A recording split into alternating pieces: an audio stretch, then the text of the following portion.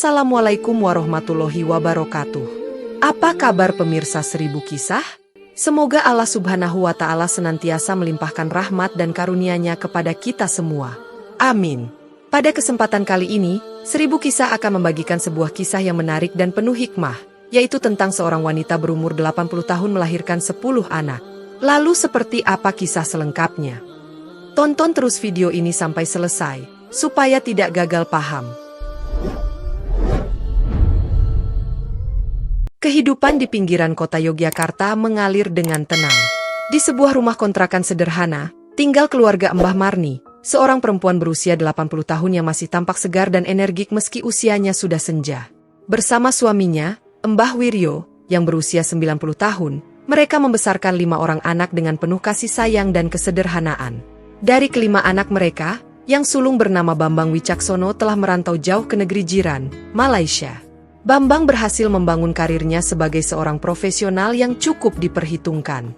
Setiap beberapa bulan sekali, dia tak lupa mengirimkan uang dan kabar untuk kedua orang tuanya, meski jarang bisa pulang karena kesibukan pekerjaan. Dua putra lainnya, Joko Santoso dan Aditya Nugroho, memilih mengabdi sebagai pegawai negeri. Joko bekerja di kantor pemerintahan provinsi, sementara Aditya mengajar di sebuah sekolah negeri.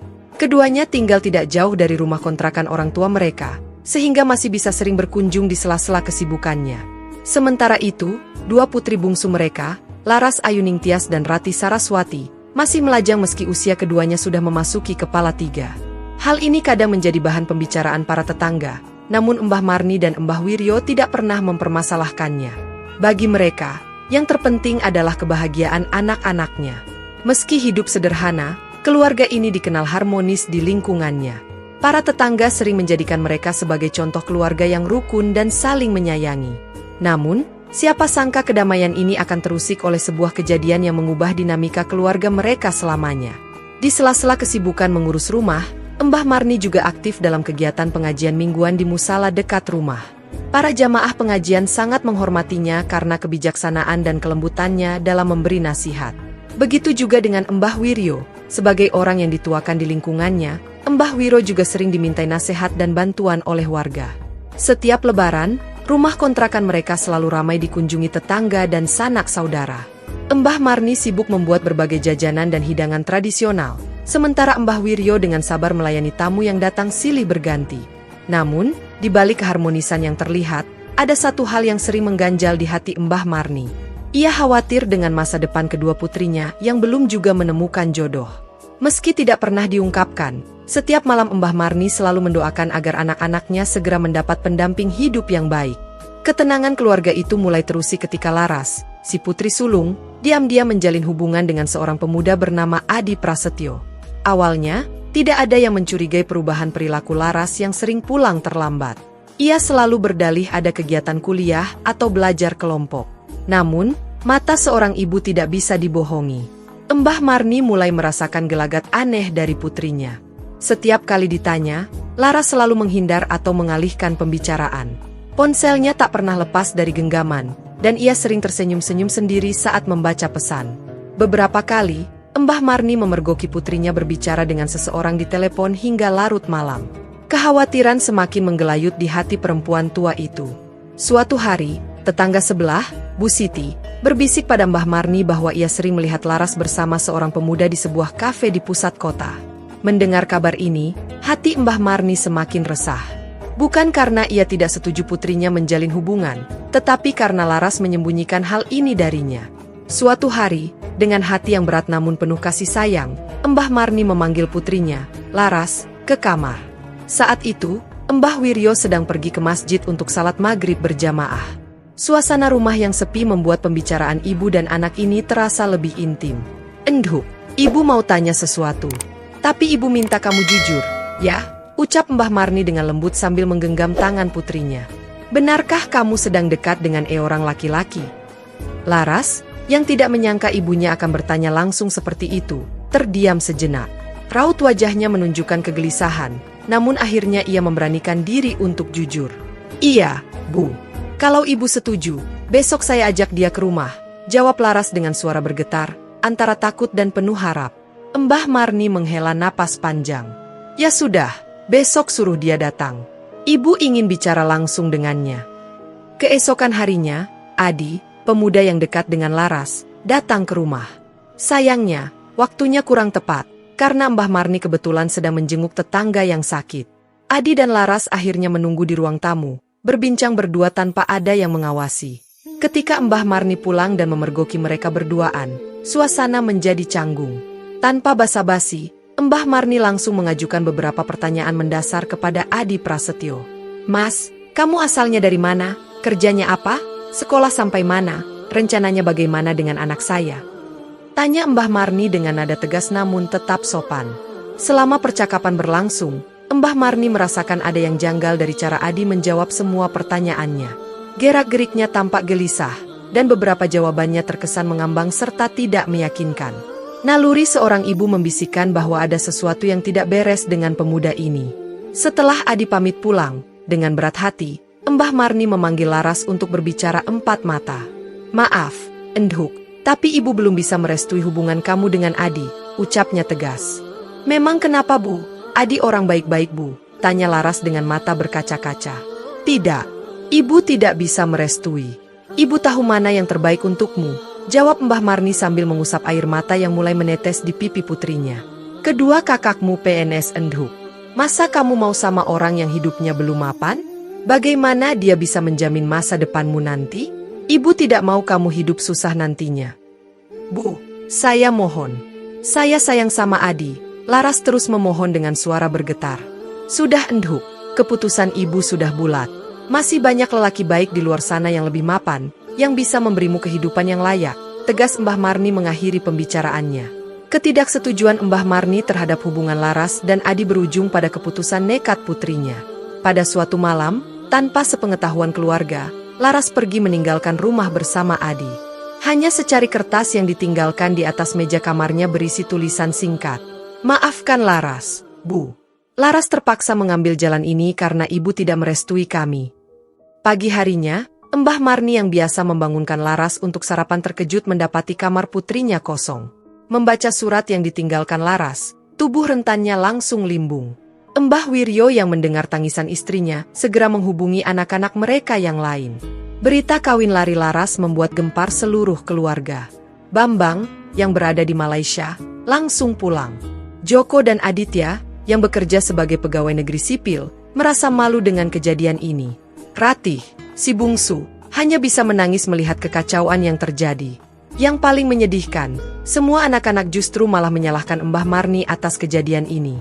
"Ini semua gara-gara ibu terlalu keras," tuduh mereka bertubi-tubi. "Kalau saja ibu lebih pengertian, Laras tidak akan sampai kabur seperti ini." Setahun berlalu sejak kepergian Laras. Luka di hati keluarga itu belum sembuh ketika sesuatu yang lebih mengejutkan terjadi. Di usianya yang menginjak 80 tahun, Mbah Marni hamil. Berita ini bagaikan petir di siang bolong bagi anak-anaknya. "Ibu ini bagaimana? Usia segini kok masih hamil? Mau ditaruh di mana muka kami?" cecar Bambang. "Iya, Bu. Kami ini PNS. Bagaimana pandangan rekan kerja nanti?" tambah Joko tanpa belas kasihan. "Nak, ini semua kehendak Allah. Ibu sendiri tidak menyangka," jawab Mbah Marni sambil mengusap perutnya yang mulai membesar. Namun, anak-anaknya tetap tidak bisa menerima keadaan ini. Mereka merasa reputasi mereka sebagai pegawai negeri akan tercoreng. Bambang bahkan mengancam akan memutus hubungan dengan keluarga jika berita ini sampai tersebar. Puncaknya terjadi saat usia kehamilan Mbah Marni menginjak 8 bulan. Perut yang semakin membesar membuat kehamilan Mbah Marni tak lagi bisa disembunyikan dari tetangga. Karena malu dan frustrasi, anak-anaknya akhirnya mengambil keputusan yang tak terduga. "Pokoknya, Bapak sama Ibu harus pergi dari rumah ini. Kami malu punya orang tua seperti kalian," bentak Bambang pada suatu malam. "Tapi, mau kemana kami, Nak? Ibumu sedang hamil tua," ujar Mbah Wiryo, mencoba membela. "Terserah. Yang penting jangan di sini. Kami tidak mau nama baik kami tercoreng gara-gara kelakuan Bapak dan Ibu." Akhirnya dengan hati hancur, pasangan lansia itu terpaksa meninggalkan rumah pada malam itu juga. Mbah Wiryo menuntun istrinya yang berjalan tertatih-tatih, sementara Mbah Marni berusaha menahan air matanya. Mereka berjalan tanpa arah di jalanan kota Yogyakarta yang mulai sepi, hanya berbekal beberapa helai pakaian dan sedikit uang tabungan. Malam itu, langit Yogyakarta seolah ikut menangis, hujan turun rintik-rintik membasahi dua sosok tua yang kini tak punya tempat bernaung. Mbah Marni dan Mbah Wiryo akhirnya berteduh di emperan sebuah toko, karena tak tahu harus melangkah kemana. Di tengah dinginnya malam, Mbah Marni mulai merasakan perutnya mulas.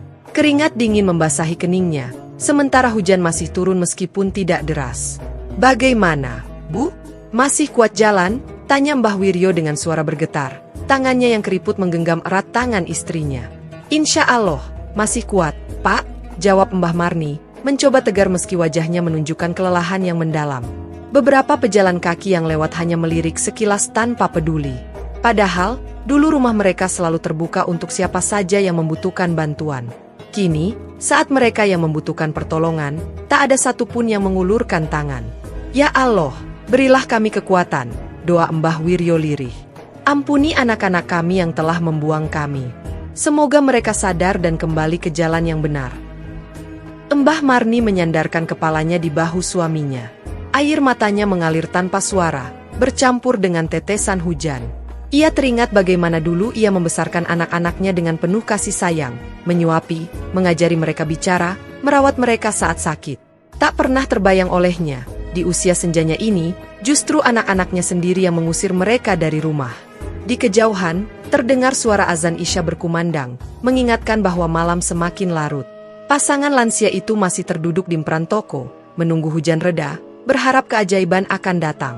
Takdir mempertemukan mereka dengan Mas Rahmat, seorang pemuda pemilik warung sederhana yang kebetulan lewat setelah menutup warungnya. Melihat kondisi dua orang tua yang basah kuyup dan tampak kebingungan, hati Mas Rahmat tergerak untuk menolong. "Pak, Bu, kenapa malam-malam begini masih di luar?" "Hujan pula," sapa Mas Rahmat sambil mendekat. "Kami tidak punya tempat tinggal, Nak," jawab Mbah Wiryo pelan, suaranya berat menahan sedih. Tanpa pikir panjang, Mas Rahmat mengajak mereka ke rumahnya yang sederhana namun hangat. "Pak, Bu, mari tinggal di rumah saya. Anggap saja saya anak sendiri," ujarnya tulus.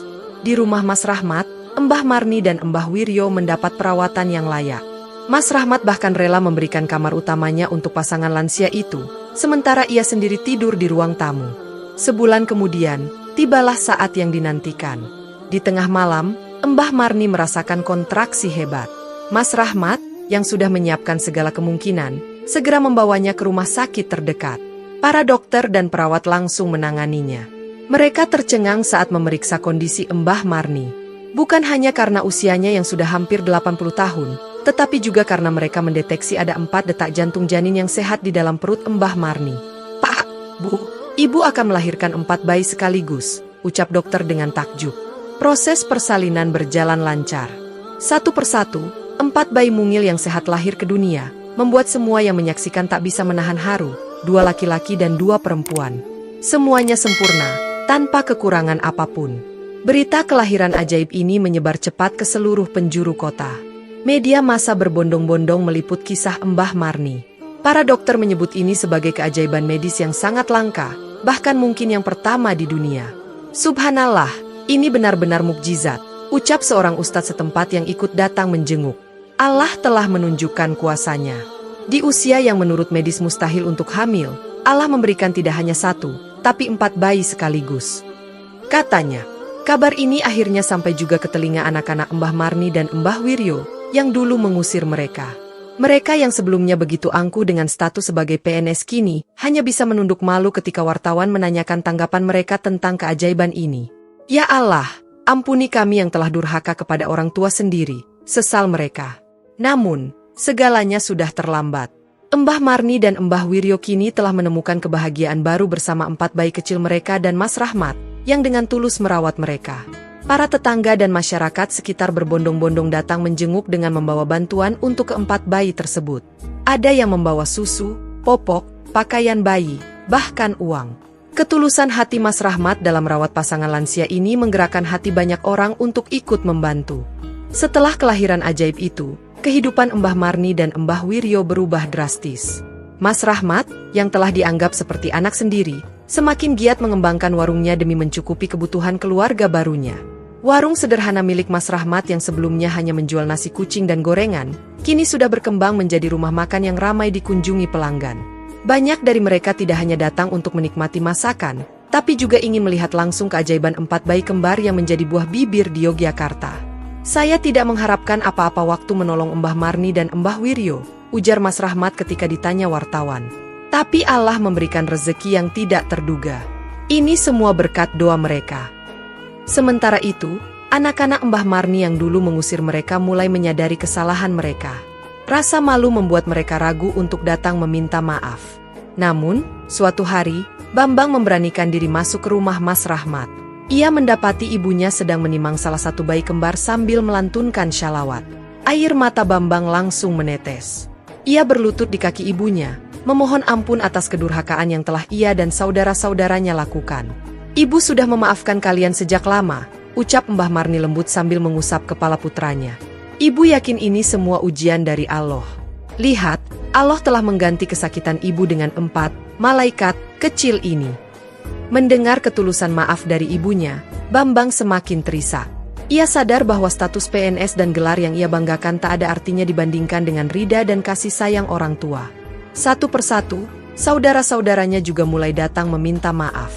Laras, yang dulu kabur dengan Adi, akhirnya kembali. Ia datang sendirian, mengaku telah ditinggalkan Adi setelah pria itu ketahuan memiliki istri lain. Mbah Marni menyambut putrinya dengan pelukan hangat tanpa sedikit pun rasa dendam. Sudah ibu bilang, katanya lembut, menghibur Dewi yang menangis di pelukannya. Kini di usia senja, Mbah Marni dan Mbah Wiryo hidup bahagia bersama 4 anak ajaib dan Mas Rahmat, yang setia merawat mereka. Rumah makan Mas Rahmat semakin berkembang, bahkan memiliki beberapa cabang di Yogyakarta. Anak-anak mereka yang dulu mengusir kini bergantian datang membantu merawat adik-adik kecil mereka. Harta bisa dicari, kedudukan bisa dikejar, tapi ridha orang tua tidak bisa dibeli, pesan Mbah Marni kepada siapa saja yang berkunjung ke rumahnya. Kisah mereka menjadi pengingat abadi bahwa keajaiban Allah bisa datang dalam berbagai bentuk. Berbakti kepada orang tua adalah kunci kebahagiaan di dunia dan akhirat. Semoga kisah ini menjadi pelajaran bagi kita semua. Assalamualaikum warahmatullahi wabarakatuh.